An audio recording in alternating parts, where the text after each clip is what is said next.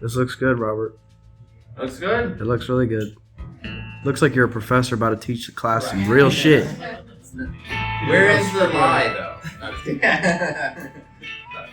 Oh, let's see. Rolling.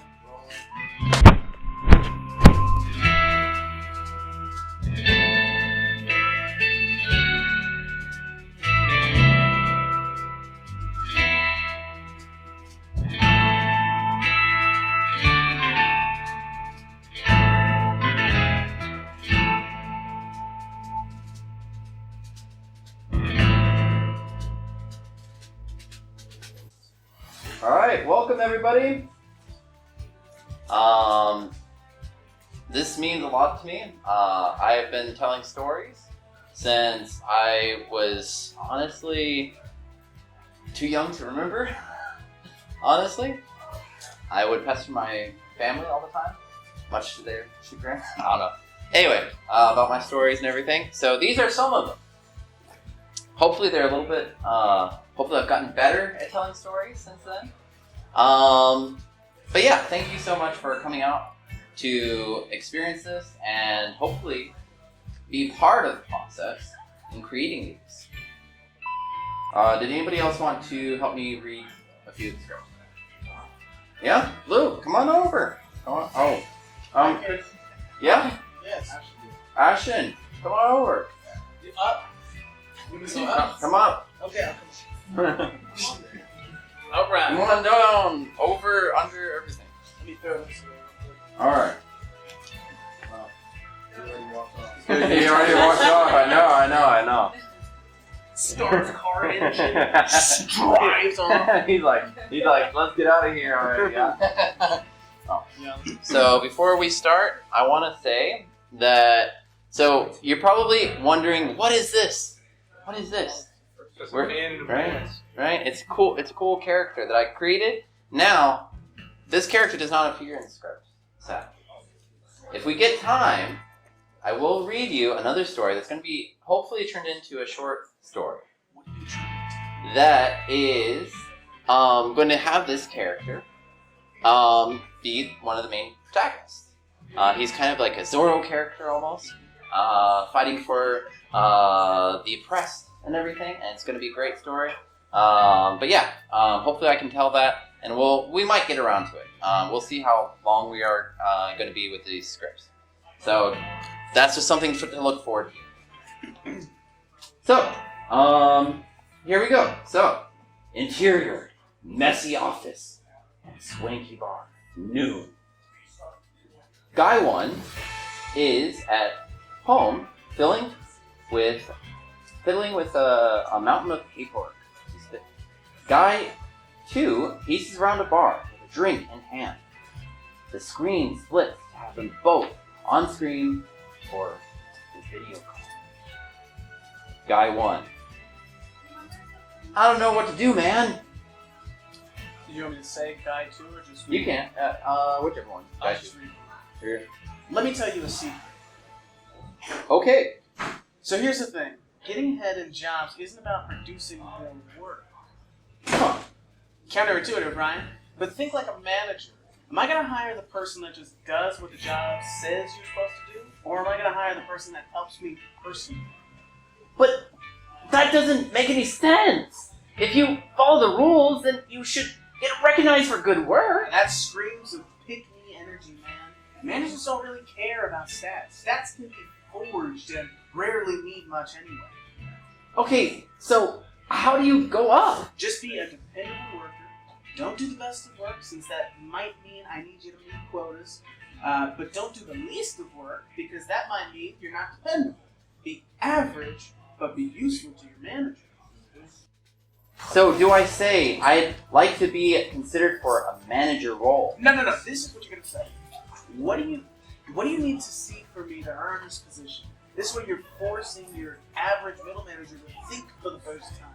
And guess what they'll be thinking about? What? You! They'll finally be forced to distinguish you from the rest of the numbers on the screen and give you a roadmap of how to actually go up in the organization. So you're saying that just be your manager's friend? No, it's more subtle than that. It's about being useful to them. Oftentimes, managers are fighting battles the rest of the team don't know about. Managers get blamed by the top and bottom, while really they have little control over the decisions from the top or the work being done at the bottom. Thus, they're lost in a sea of uncertainty from both sides. Okay, but how does that help me get the job I want?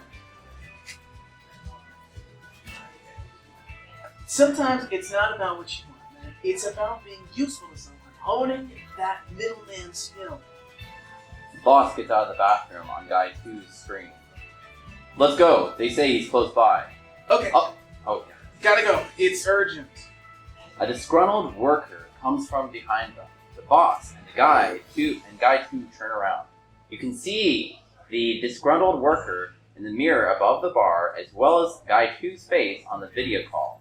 The disgruntled worker pulls out a gun. Boss, get in front of me! You fired me, you son of a bitch! No, actually, the boss. Bam, bam, bam! Screams, running out. Guy 2 drops to the floor. His face, recreating Lee Harvey Oswald, all shot in the face. The disgruntled worker runs away, and the boss just stands there. Guy 1 sits in shock. The boss brushes off his suit and calls on the phone. Guy 2's eyes are wide open, dead. His face contorted into the painting of the screen. Famous painting. Hey, boss. Hey, it's me. Guess I need a new manager. Cut to black. It's a return. So, Now, what did we learn? don't be a middleman. Oh, all right. So this is actually a genre. So all the ones that say bootstraps are essentially kind of a genre. They are sort of, I guess, in the same genre as Grapes of Wrath, or maybe there's a new film that maybe a few of y'all saw called Parasite. Sorry to Bother You by Boots Riley is really another really great film that's kind of in the same genre. So these are kind of movies that are about what it means to be common people, workers, right? And it's kind of commenting on how society can sometimes put common people in positions that are not very fun, you know? And are not good, and they aren't reasonable, honestly. And we could do better as a society, I think, than putting people in these types of situations. Bootstraps. Nothing to believe in. Grungy bar. Night. Adam walks into his favorite bar. Bob is there nursing a root beer whiskey, his favorite. He has the whiskey bottle by his glass. This is going to be tough. Hey, Bob. Karen sent you here, didn't she? Yeah. I just came here to drink in peace. Look, she's worried. Yeah, well, I don't need any help. Everyone needs some sometimes. Got enough trouble already. Thanks, though. What's going on? Nothing. That bottle doesn't look like nothing. Look, Adam, if you came here to gloat how wrong I am, I really don't. I'm not here for that. I'm here for you. Why should I believe you? There's nothing that I can say that's going to make you want to believe. It's a leap of faith. Yeah, well, I've done hit the bottom too much to do that. What makes you say that? You know why? Tell me what happened from your perspective. There is nothing to believe in anymore. It's okay. What makes you say that? Every time I try to put faith into something or someone, they always disappoint me. Why do they disappoint you? Because they're all liars. They say one thing and do another. So they make mistakes? Yes! Have you made mistakes? Not like this. Okay, but you've made mistakes in the past as well. Yes, So why does it bother you that others have made mistakes? because I wouldn't make that mistake. How do you know that? I just know. I have a question for you, Bob. Shoot, might as well. Everyone else has. Why do you need to believe in something? No, I'm serious. I just can't be nihilistic like you, Adam. Did I say I was nihilistic? Yeah. I get it. I only believe in things because I'm a peasant, not like the great Adam who doesn't believe in anything, so he never gets hurt. I believe in you? Yeah, well, I'll probably let you down too. That doesn't mean I still won't believe in you. Fine. What? I'll stop drinking after 2 more of these drinks. Hey, I'm making progress. Whatever. I'm still angry and upset. That's okay. I still believe in you. You too, Adam. You too.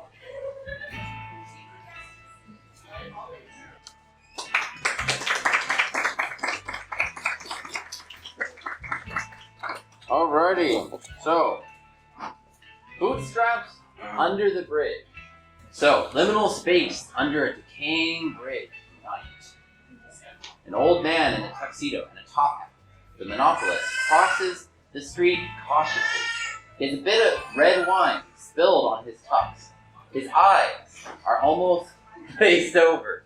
He is a bit tipsy and is muttering to his phone as he crosses the empty street.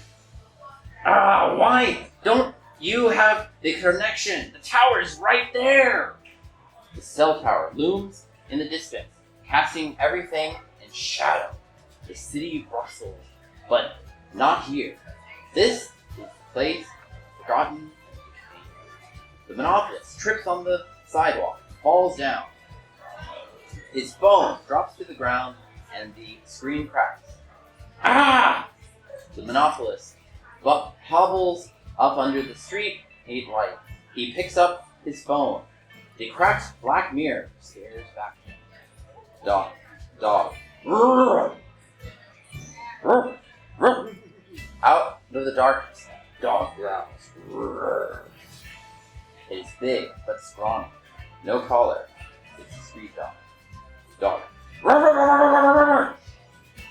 It begins to bark wildly at him. For the first time in its existence, it feels fear. Fear of the real world. Whoa, it's okay, buddy. The raggedy worker steps into the light. No shoes. His clothes are worn, thin to having holes. Dirt covers his hands and his face. A simple worn-out flat cap drapes his weary head. Despite his appearance and situation, his eyes dance with spirit. Dog. Roof, roof. The raggedy worker puts his hand on the dog, a half-eaten sandwich in his hand. The dog instantly changes his tune and runs over to the sandwich painting, to the sandwich panting and wagging his tail with glee. He eats out of the raggedy worker's hand. You okay, buddy? Yeah, I'm okay. That beast just gave me the fright of my life. Oh, sorry, I was talking to the dog. How are you, fella? You seem a bit lost. You and your beast should get out of here and get a job. You stop scaring good people out of their wits. Didn't mean to scare you, fella. He's just hungry. Well, get him away from me. Look, I don't work for you, fella. Need to eat, and this is kind of my corner. You don't seem to own much of anything, young man. No, not in the legal sense, but I'm here. Whoever owns it ain't, so I guess it's mine in the de facto sense. Whatever. Since this is your corner, do you know why I can't seem to get a signal around here? You ain't gonna get any signal down here, I reckon. This place has been forgotten a long time ago. Might as well be in a different universe. But the cell tower is right there!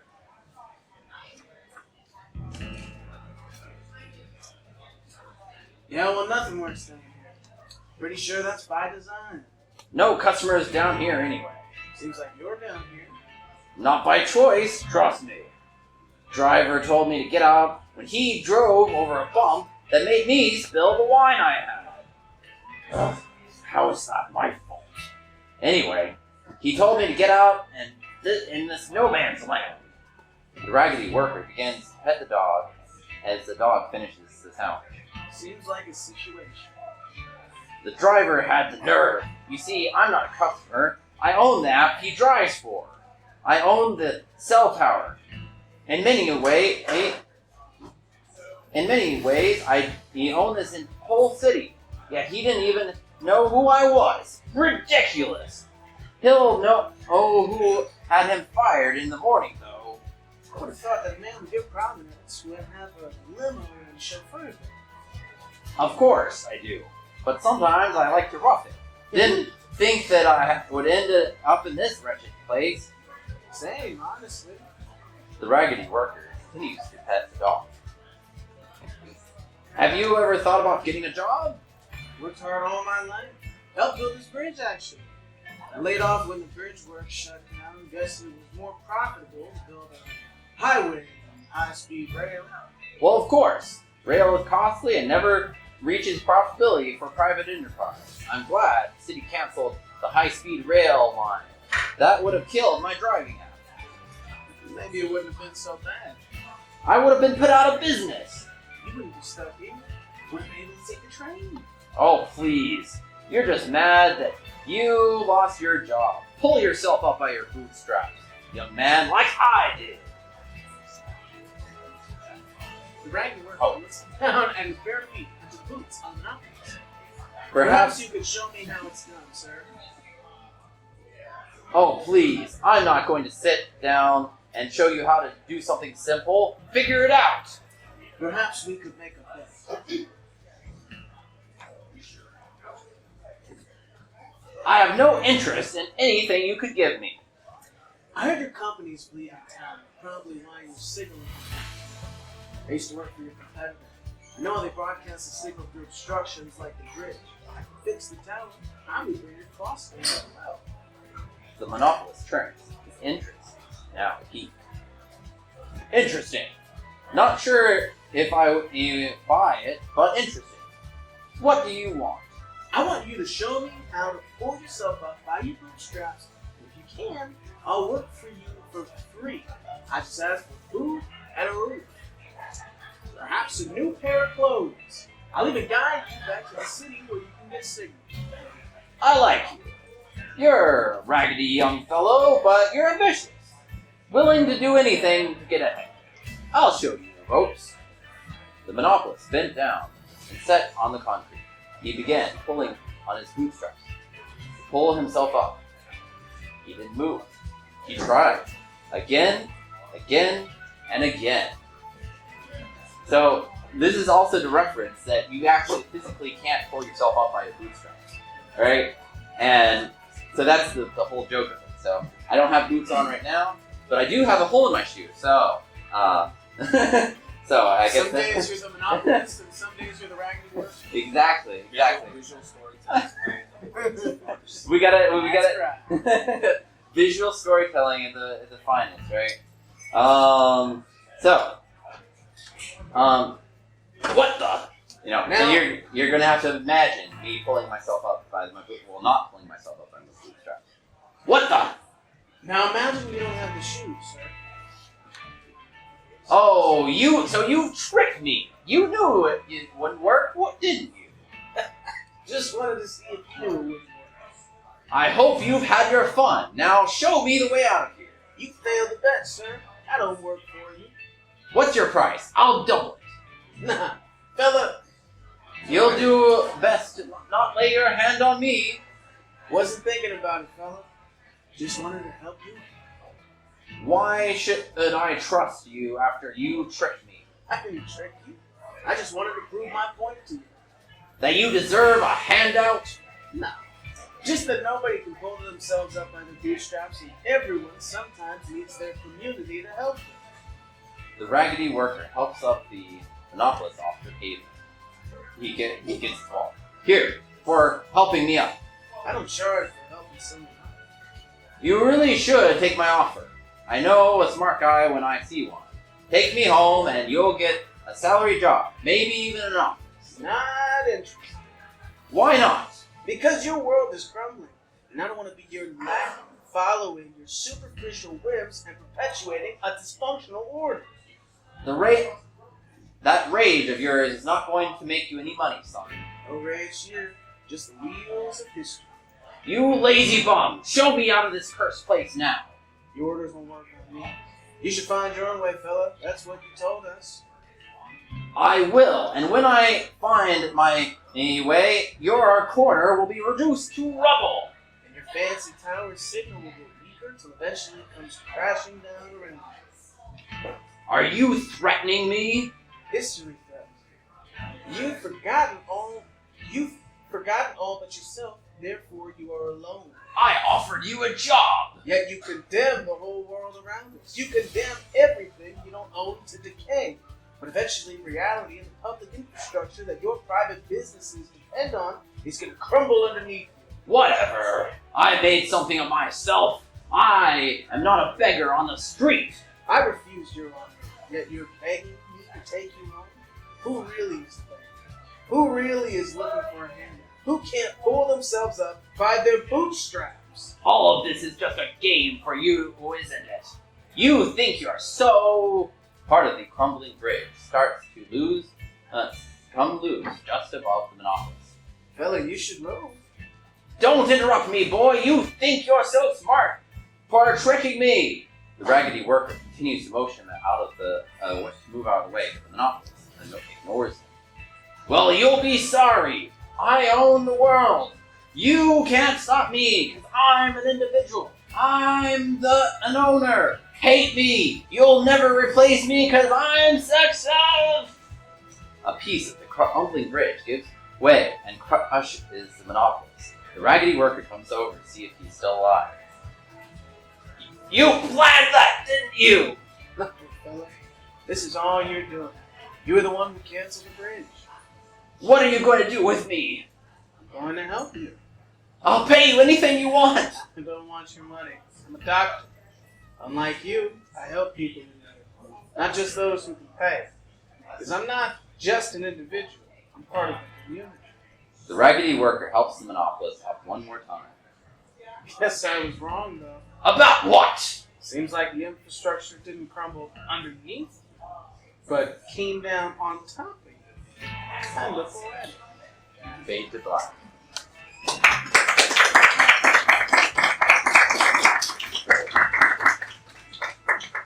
That was my favorite so far. Yeah? Alright. It was definitely one of my favorites. Do you as an audience think I'll put them on?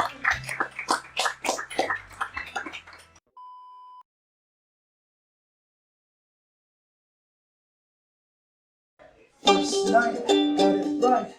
Hands out the stars, baby, get my phone, get it home. And karaoke lately, I'll be a songbird just to swim you off your feet. And when you glance at me, I know you're mine to keep. When you dance with me, we'll be swept away above and a moment kiss. To every day I knew when I met you, and I can't explain how that we'd still be together years from now.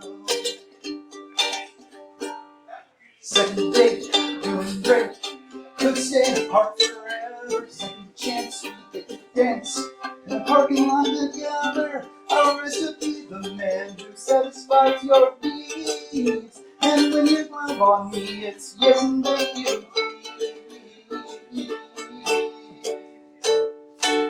When you dance with me, we get swept away above in a moment. And here to every day I knew when you met me. You can't explain how that we still be together years from now.